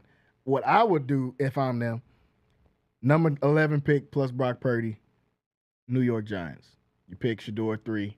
It's all over with. You got that shirt up. You get Purdy off your books. You don't have to worry about that. Let's go trade up to 3.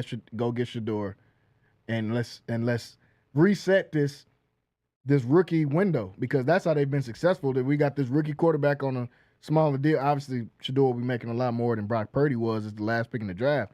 But you get a chance to reset that QB timeline of, we got 5 years of this guy on a rookie deal. Can we win a championship with this guy in 5 years on a rookie deal if we think he can come in and understand this offense right away? So, but I don't know if they're doing that. I don't think John Lynch and Kyle Shanahan are going to be that aggressive, especially after what Trey Lance did, how that flamed out with Trey Lance. But that's one of mine, and I'm just keeping an eye on, because the Purdy deal hasn't got done yet. So that's what keeps that one interesting in my mind with them. But NFL draft right around the corner, folks. On Thursday is when the NFL draft is going to happen. And this is going to be a super interesting draft, because outside of Cam at Tennessee, and we really don't know that, but outside of Cam at Tennessee, I don't have a solid pick on what everybody else is going to do. We haven't had, this is the first draft I can remember that up to this point, we haven't had any moving around at all. No, and everybody has their first round pick for the first time in a while. Yeah, so there are people, in my opinion, there are people here that, and I'll ask you this question. Mm-hmm. If this is a low-value draft, meaning that the players here are not highly, majority of the players in the first round are not highly coveted, what is this pick worth? Would you be better off?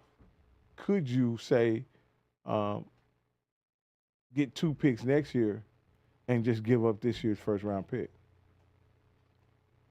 What teams could afford to do that? Like for instance, I believe there are going to be some teams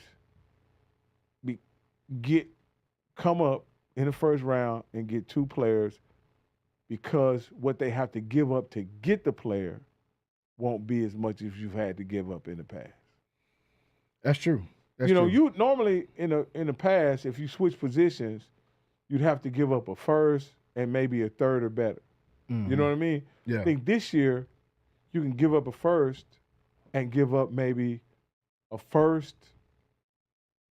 You can put it like, you can give up a first and a fourth this year for someone's first round pick, first and a fifth, and get someone's first round pick. Yeah, I agree. But only certain teams only are in position to do that.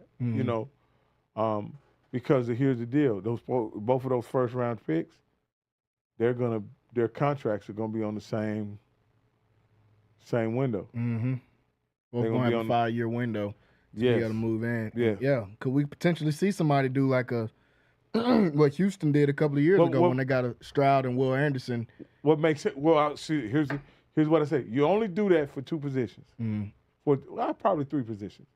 You only do that for edge, left tackle, and quarterback. Yeah. If you can get both those guys, that's it, locked in for 5 years on rookie deals, that's a great benefit. Who needs those 2 positions? And so someone may move up, and I can see someone moving up to get, look at this. I see a Cleveland drafting Abdul Carter, and how about them getting back into it? I could definitely see that. And getting a Shador. or if they get Travis, them getting back into it and getting the Shador. Especially if we see him fall to a number 9. Carolina's probably going to be in business. You can get in. You might can get in with Carolina at number 8, right before New Orleans got a pick. You might can get in with New York at 7, right before their pick, because New York doesn't have a. I think the guys that New York probably wanted. I think they moved on from the idea of getting. You Cam, give someone obviously. an extra second. Yeah. And it makes it interesting because like everybody's got their first round pick this year. That's the first time in a while I can think of that every team has their first round pick all the way down to the champs. There's gonna be some movement. Oh yeah, because I feel that the guy, like before, there's always been talk that you could get first round talent in the second round, in some positions, because especially when you talk about like this year, the positions of value this year, in my opinion, are running back, right? Yes, running back. There's probably 6 running backs. No one drafts running backs in the first round. Ashton Genty is the only guy that they're talking about in the first round. Somebody might sneak up and get Hampton too. I think Hampton's gonna go in the first round too. Amari Hampton out of North Carolina, but would I do it? No. And like you said, running back is gonna be a great value this year because it's like so a team 10 to that 12 good running backs. Say a team that needs a running back. My Cowboys may decide, okay, let's give up our pick for a pick next year. That means we don't have to pay a first-round salary. That helps us out from a cap standpoint. And we're able to get a running back and some other position. I would do it in a heartbeat if I'm the Cowboys. And you got 2 picks next year. Because the main pick you need, like you said, is running back. But this is a year in the draft. You can get a starting caliber running back that can go for over 1,000 yards plus in the 3rd or 4th round this year. But for me, the only guy I would get in the first round, drafted in the first round, is Ashton Genty. That's it. And he's going to go to the Raiders at 6. Yeah. They're not moving their pick. He's going to the Raiders at 6. Outside of that, and you can get anybody. I like Omari Hampton, but do I like Omari Hampton way more than I like Travion Henderson? No. Do I like him way more than I like? There's a lot of guys in this draft that are in that same. Ashton Genty is obviously up here. I probably put Hampton a little under that. And the rest of the guys are all right there in a short window of guys. There's about 5, 6 second-day running backs in this. That are going to be group. really good backs in the league, like a Travion Henderson, like a Quinshon Junkins, like Caleb Johnson, Dylan Sampson out of Tennessee. Yeah. I mean, there's a long list of guys that's coming out of running back this year, so I'm interested to see, especially at that running back position, who is maybe somebody trades back in and gets a running back at the end of that first round if they feel like they haven't gone, like a Henderson or like especially Hampton if he gets around to that pick 20, going around through there 20 to 32. So what I'm saying is if you give up your first round pick, take someone's second round, you get a first round next year, right? And maybe even give your second up for next year, meaning that you'll have 2 first round picks next year, but you won't have a second. Yeah. You know what I mean? And then what you end up doing is that way you can get a defensive tackle and also a running back in the second round. And you have,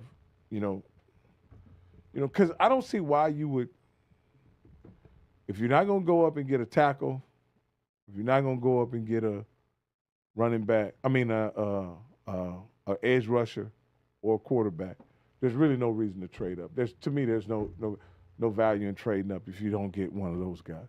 Yeah. Because those are the guys where you get discounts. You understand what I'm saying? Those other guys, a rookie salary at, wide receiver, I guess. Yeah, wide receiver as well. Nowadays you can get a good deal. But like at guard, you wouldn't want to take a rookie at first round at guard. You wouldn't want to take a game changer. You wouldn't want to take a tight end at that spot because he's going to be one of the highest. He's going to be getting paid probably more than any tight end. Even though I think Warren might go in that top 10. I wouldn't do it, but I think Warren is probably going to go. Tyler Warren out of Penn State is probably going to go in that top 10. At least he's not making that past 15. But yeah, I agree with you. Those are the only spots you can get a guy at a premium level player at a cheap value. Quarterback, left tackle. These are $100 million to $200 million contracts that you're going to be dishing out at that spot if you don't get a rookie at that spot. So I agree with that 100%. And like I said, NFL draft next Thursday, folks. We're right around the corner from the draft. So we'll next week we're going to go into more depth on these first round picks and try to go through what we think each team in that first round is going to do, whether that's trade the player away or whether that is draft somebody there. I got a few minutes here left on the show before we talk a little bit about, because I want to talk about some of these NBA coaches that's getting fired and left and right has been kind of crazy. The one breaking news that just happened is the WNBA draft just started, and the first pick, which we all knew was going to happen, Paige Beckers, is going to the Dallas Wings, which I am excited about because I am most definitely going to try to catch a Dallas Wings game when you think about the backcourt of Arike, who's already a absolute problem in the WNBA. Matter of fact, we watched during their All-Star game, and I like that the WNBA does that. When it's a Team USA year, they let the Team USA play. Yeah, seriously, they let the Team USA play against the All-Star team. And Arike, I'm just saying her first name because I don't want to mess up her last name, but Arike. Abumike. Yeah, some either that or something close to that. Was playing against him and gave him like 40 or something. I think that's her name, Adewale. Abumike is the lady on ESPN. My bad, I'm sorry. You talk. Shout out to Shanae Anubuke, man. Yeah, you pair that backcourt up with her and Paige, I most definitely am going to try to catch some Dallas Wings games this coming up summer. I believe they open up preseason, matter of fact, against the Las Vegas Aces. So definitely shout out to Paige Beckers. We all knew that. We knew Paige was going to be number one pick. I guess the interesting picks are the ones that are happening right now. Who's going to be 2 through 10 left in this WNBA draft? We knew who number one was going out to Dallas. But we got us another guard in the Dallas area. I'm only saying we because they ain't brought the Houston Comets back yet. I don't know what's going on with that. They got to bring the Comets back in. How we get two championships and then they take us out the league? No, I got 4 in a row. Four in a row, I mean. And then take us out, man. I don't know what's going on. Shout out Cheryl Swoops. I don't know what's going on with that. But until that happens, I'll be supporting the Dallas Wings as Paige just went number one of them. Want to go over to some NBA, folks. NBA playoffs are this weekend. And some of the games are set, and I'm going to ask Rocky about a couple of these matchups. Before that, what is going on with these coaches getting fired? I felt like probably the most surprising news out of all the coaches being fired was Coach Mike Malone of the Denver Nuggets, who just won a championship 2 years ago, being fired a week before the playoffs start, and the Denver Nuggets have home court advantage in the playoff series. How in the world does something like this take place? Obviously, stories have come out about different things and Mike Malone disagreeing with guys. They also fired Kroenke, too, who's the GM, who built this entire team, who drafted Nikola Jokic, who drafted all these guys around him as well. He's also got fired along with Coach Mike Malone. You're talking about Calvin Booth. Yeah, Calvin Booth. I said Kroenke. Yeah, Calvin Booth, the GM for the Denver Nuggets. Also fired along with Mike Malone with the Nuggets. What you think when you heard this news? Because this definitely caught me completely off guard. Well, I'll say this. Malone had kind of like a weird rant about 10 days before he got fired. He did. Players don't watch film. Yeah. I thought that was like a weird rant that you would. Very unprovoked. Nobody was asking him about film. It seems like something that you would say to the GM in private. Yeah. That you wouldn't say to 20 reporters. Yeah. These guys not watching film, man. I need some help with you getting these guys together and holding them accountable. That's what it seemed like to me. Mm-hmm. And then when he got fired, I realized, it ran course much deeper. There are definitely some interpersonal things that were going on, obviously, between him and the GM. I think in the grand scheme of things, the president of basketball operations, the son Kroenke, didn't want to choose sides. And so he let both of them go. Everybody gone. I also think as things have rolled out is Malone had an affinity for Russell Westbrook and the veterans on the team. He preferred to play those guys over playing some of the younger guys that have been recently drafted that the GM wanted developed. Again, I heard Meyer, who's on the ESPN NBA countdown broadcast, and he said something. He said, you got to understand, as a GM, we're value traders. We're trading for future dividends. Mm-hmm. Coaches are day traders, and sometimes the objectives of day traders conflict with the objectives of value traders. Yeah. And when that happens, somebody has to make that call. Yeah. As a GM, you're going to always want your picks that you make to be given full opportunity to thrive and succeed, because that kind of validates your existence by your picks turning out to be good basketball players. Mm-hmm. When the coach is not on board with that, it can make it really hard for a GM to support him when he's not on board with making sure his guys have a decent chance to develop as NBA players. And so that's probably more than likely what was going on. Yeah. Internal conflict. Both Malone and Calvin Booth probably had their own agendas, and it was causing a toxic environment within the team. And so I'm not saying it's right or wrong. He chose to let both of them go. Yeah.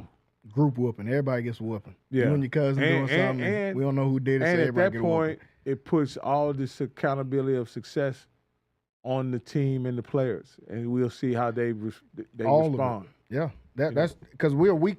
I mean, he got fired a week before the playoffs. That's what made us. Yeah. I don't think I've ever seen that, at least in my lifetime watching basketball, seeing a head coach that just won a championship two years ago be fired a week before your team's going into the playoffs with home court advantage in a Western Conference that's undecided.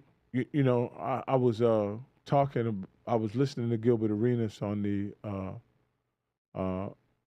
Gil's Arena podcast, and he said something interesting about, why coaches like guys like Russell Westbrook. Yeah, I seen that. And he said because he sets the standard, and he'll be the bad guy. Mm-hmm. He'll be the guy that complains about not practicing hard, not watching film, not, you know what I mean? Yeah. You know what I mean? You don't have to worry about a guy setting the standard or doing the right thing, because he's going to do the right thing, and he's going to demand the players on the team. Everybody. And when people start coming to coach complaining about Russ, he's like, hey, man, he has a point. You know what I mean? Yeah. So you kind of let Russ do kind of like the work of your bouncer. Yeah, seriously. He's going to check everybody in there. Yeah. He ain't none of y'all buddies. I didn't win no championship with y'all, so we're not going to sit up here and be buddies. And I think another thing Gilbert Arenas said on there is that they're championship drunk. And that's the truth. Outside of Jokic, who we've seen his play elevate. Man, I mean, it's actually ridiculous. We've seen his play elevate since the season ended. All the final stats just came out. First of all, he's the first center to ever average a triple-double. Obviously, Will Chamberlain did it or whatever in the old days, but we didn't have full stats back then. When he was playing against plumbers. Yeah, come on, man. He playing against my 7th grade math teacher. And then you putting out. So since then, he's the only center to average a triple-double. He was second in points. He was second in assists. He was second in rebounds. We've had no ridiculous. big man quite play like that. That's absolutely ridiculous. I struggle to call him a center. Yeah, you understand, because of the way he plays, and because he's 6'10", he barely center height. He's almost a power forward. If he'd have played in 2002, he'd have been a power forward. He's 6'10". I liken his game to Tim Duncan a lot. Yeah, you know what I mean? Exactly. Just the stats just slightly more inflated. If Tim Duncan played right now, Tim Duncan wasn't necessarily a playmaker that Joker is, but all the other stuff, being able to, Tim didn't have the range that Joker had, but all of the stuff he could do, the inner post movement, the post passing, all that kind of stuff, Tim had all that. Everything. Tim definitely had all that. This is off the point. But Joker definitely has a better overall floor game, and so definitely. I'm not gonna. Would you take this is completely off the point, but I seen somebody else arguing about this. You taking Jokic over Tim Duncan? Just body of work so far, what Jokic has done. Are you taking him over Tim Duncan? I mean, I know that's kind of a random question. You have to. You do? I wouldn't. I'm not taking him over Tim Duncan, man. I think it depends on what. In this era, I'm taking. In Tim's era, I'm taking him.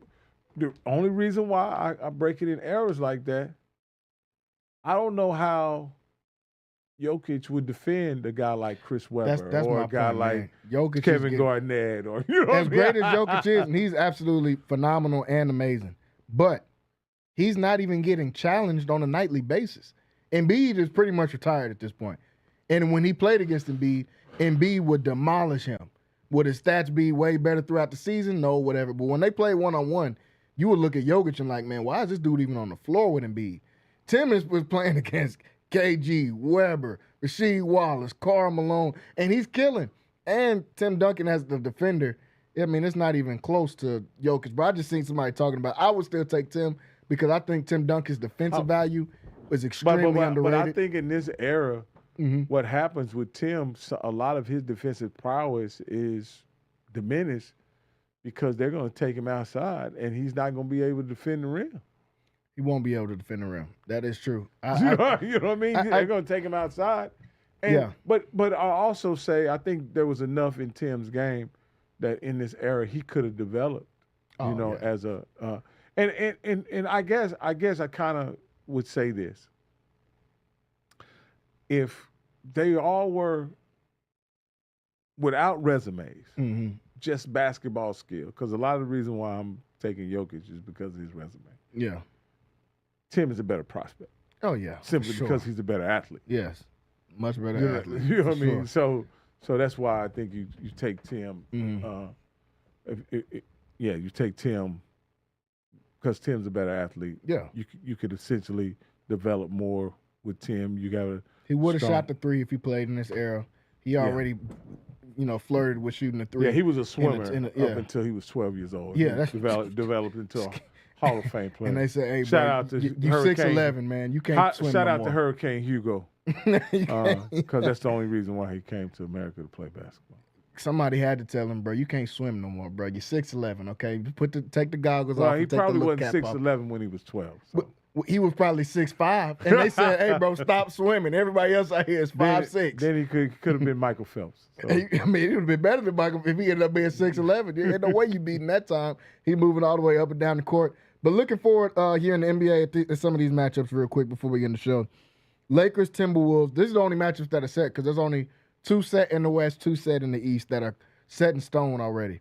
Obviously, the 1 through 6 seeds are already in the playoffs, and then the 1 and 2 aren't going to know who they play until after the play-in. So the only ones that are set in the West, we got Lakers versus Timberwolves, which is going to be absolute showtime, seeing Luka versus Anthony Edwards again, like we saw. Then you mixing in LeBron in the mix as well. We got Clippers Nuggets, who is going to be a great one. I've been talking about the Clippers probably for the last 3 or 4 weeks that nobody wants to play this team.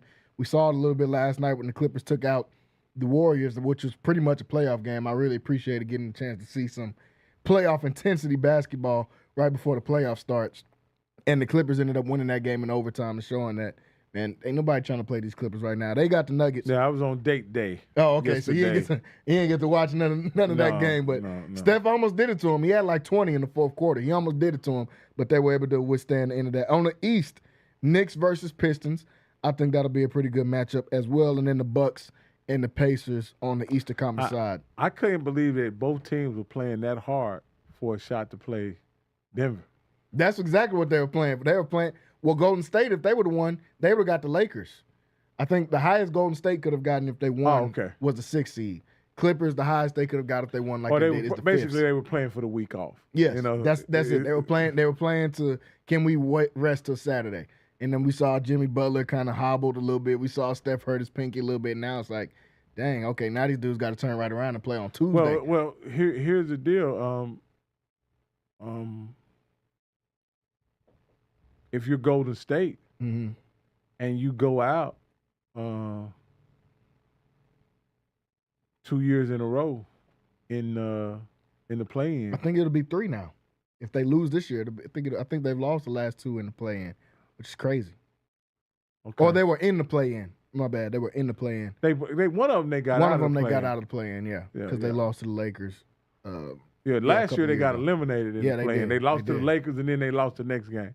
Well, my point is saying this is, if they lose the play-in this year, is that dynasty completely? It's over. I think it's over right now. I think the fire is completely gone right now. I think if Giannis doesn't get hurt in 2022, it would have been over in 2018 when they won their last one. I really want Ja to be in the playoffs because I just think he's a sensational player. Box office for sure. And I like, and And I think, to be honest with you, to be perfectly honest with you, if Steph them gets in, I think they can win the first round against Houston. You think that? Yeah. I mean, I'm not gonna say like I would be shocked about that. It's a I veteran just think team. I think playoff basketball with what Houston does, I think is great for regular season. We don't have a closer. Yeah, We don't have a closer. Our closer is supposed to be Jalen Green, and he won't close. That's what it comes down to. I'm a realist. I'm a Rockets fan, but I'm a realist.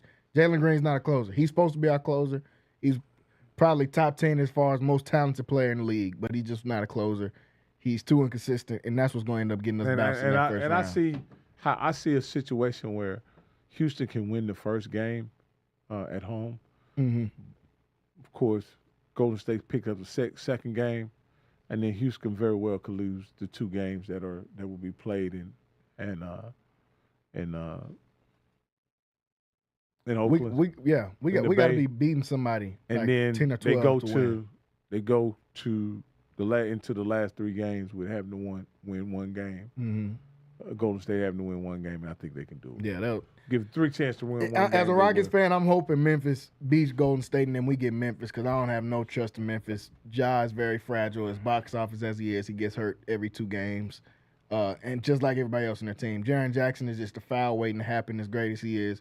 I would much, much rather play the Memphis Grizzlies than play the Golden State Warriors. I'll ask you this. I think Joker has a great matchup against the Clippers. Mm-hmm. But what I'm concerned about, does the long season that Joker's had, does it take its toll on him? And is he just so fatigued in the playoffs to where he just can't? Because he's gonna need a heroic output, because Harden is not Jamal Murray is not going to be able to outplay Harden by that much that where he can have a game off. No, not even close. I don't think and he plays. And then with Kawhi being able to contribute as well, they don't really have anybody that matches up well against Kawhi the same way they don't have anybody that matches up against LeBron. Yeah. No, I agree. I agree. Kind of see them being in the same boat their time. But I do think the Lakers got a pretty tough matchup from a style standpoint. I think they have the best players, but I honestly think, you may disagree, but I think this is similar to the same dilemma that Minnesota had last year with Dallas, just with a better number 2. Yeah, I think the Lakers are going to win that series for sure, because obviously Luka, they don't have anybody to do with that. What makes that round so interesting on the Timberwolves side is they have what the Lakers can't defend, which is size. They cannot defend size. They haven't been able to defend size all year. They have that. They have multiple guys that can switch out and play. Jay McDaniels, one of the best defenders in the NBA. Anthony Edwards obviously can guard. They've got a veteran in Mike Conley, but you put Nickeil Alexander-Walker off the bench. He's a great defender as well. And then on top of all that, what they've got is guard scoring from Anthony Edwards, which the Lakers can't even get close to. You got, Kobe of the Ozarks and Luka at your guards. Somebody's got to guard Ant. That's where it starts getting tricky. I just don't think Ant will have enough to be able to get past the amount of scoring. Because as many guys as they can switch out and cool, Luka's getting 30. Yeah, let's just pencil this one in. And Austin Reeves is getting 20. He's become a pencil in of 20.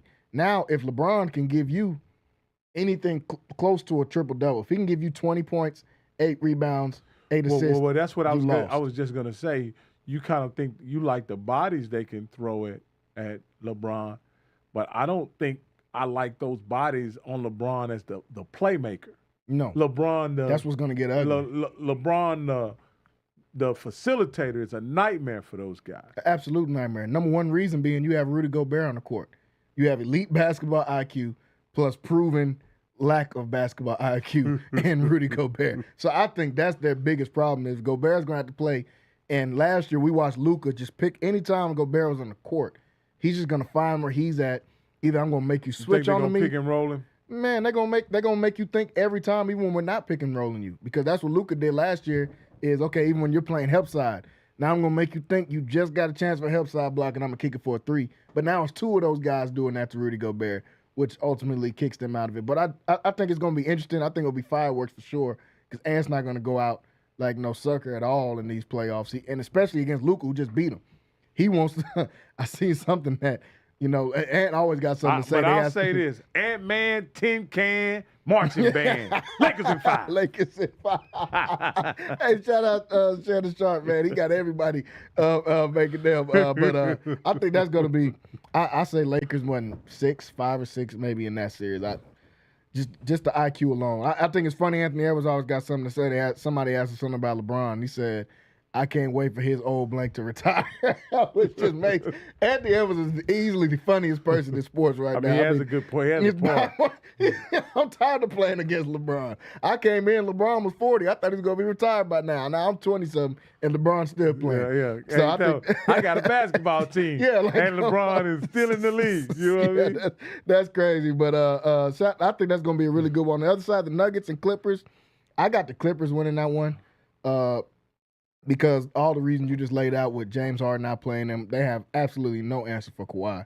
If Kawhi's playing, he's a nightmare for any team in the NBA. It's been like that since he won that first championship in 2014. If he's playing, absolute nightmare to play out there. The biggest thing is they have somebody that's going to make Jokic play defense and Zubac. If Jokic goes out there and tries to do that lazy, just sit around, Zubac's going to have 20 and 20. And I'm not just making it up. I watched games multiple times this year where Zubac had 20 and 20. So if you go out there just thinking, and then you got James Harden on the court. So anytime you think he's not going to get a lob, he's about to get a lob. So I got the Clippers winning that one and probably 6. I think it's going to be a really good series, but too much firepower from the Clippers on my side. On the East, honestly, I think they're kind of weak matchups. Honestly, the Knicks and the Pistons, I'm rooting for the Pistons in that one. I think Cade Cunningham is the best player in that. And I think that the Pistons have a chance of the upset. I think the Knicks just have a little bit too much for them. And the Knicks will come out on top in that one. Pacers and Bucks, I don't know how to judge it because we don't know what's going to happen with Damian Lillard. I got to take the Bucks. You going to take but Dame's still not cleared to be able to play yet because of the blood clot situation. That's the only thing.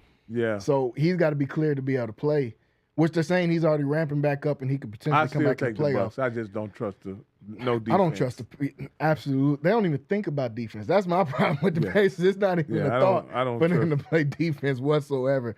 Giannis is going to get, whether they win or lose, Giannis is going to average 40 in this series, whether they win or lose. But on the West side, I think they're kind of some really good matchups there. What do you think? You already labeled the Lakers winning. Clippers or Nuggets, who you got in that one?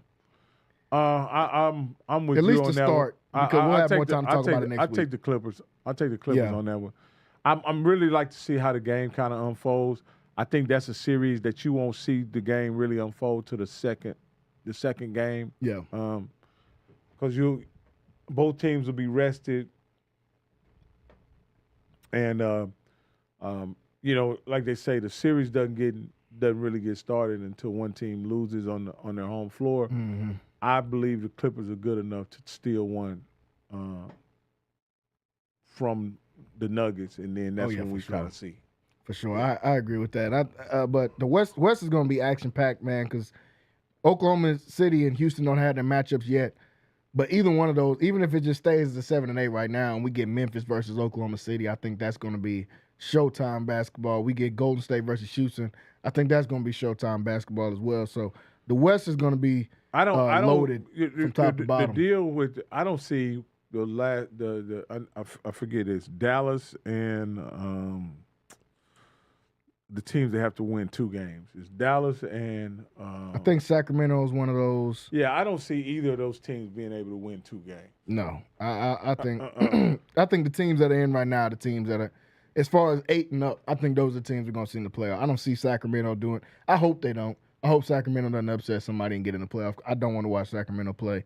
Dallas, that should just be an afterthought. I don't even know why they kept going to get. It was a race between who can be worse, the Mavericks or the Suns, and the Suns, who just fired Mike Budenholzer, showed out to be worse than them. It was really just a race to see who was worse. Either one of them is going to get if you can't win with KD, Bill, and Devin Booker, you got to go. You got to go. That Mike Budenholzer, I know he won a championship in 2022 or 2021, but that's got to be the worst display of coaching Budenholzer, I've probably seen. Malone. As far as who got fired, Taylor Jenkins. No. The Grizzlies fired their coach too. No, that's what I'm saying. Championship coaches that got fired. Yeah, championship coaches. Mike Malone. Gone. Vogel. Who won last year? Yeah, Frank Vogel won. You saying who won the championship last year? I don't know why I went back. The Celtics. Oh, yeah, he still got his job. Oh, yeah. Missoula's going to be there. He's going to be there. But I'm just saying, all the other coaches who won since 2020 are all gone other than... Yeah, Frank Vogel is out of there other than Steve Kerr and Joe Mazzulla. Everybody else... Oh, yeah, because Steve Kerr won in 21 and 22. In 22, they won. Yeah. So Steve Kerr he still got his job. But NBA coaches, a championship don't mean jack diddly. Nah, man, to be fired 2 years after, a week before the playoffs, too, it's crazy. Mike Budenholzer definitely deserved to be fired. That's one of the worst displays of coaching that I've seen. But, folks, we're out of time here today on Centex Primetime. I want to thank everybody for tuning in with us here today. We're going to be back here tomorrow, same time, 5 to 7 p.m. We'll break down some more of these playoff basketball. We'll talk some more NFL draft as the draft is right around the corner. WNBA draft going on right now. Paige Becker's headed to the Dallas Wings. So try to get some of your tickets now, folks. To go out there and see the Wings, because I'm sure them ticket prices are going to skyrocket, especially after a couple preseason games. We see both of those two guards cooking up back there. But want to thank everybody for tuning in with us here today. Want to thank Rocky for jumping on here on the show with us. We'll be back here tomorrow, 5 to 7 p.m., right here on Centex Primetime. We'll see you guys then. Everybody have a great evening. Peace.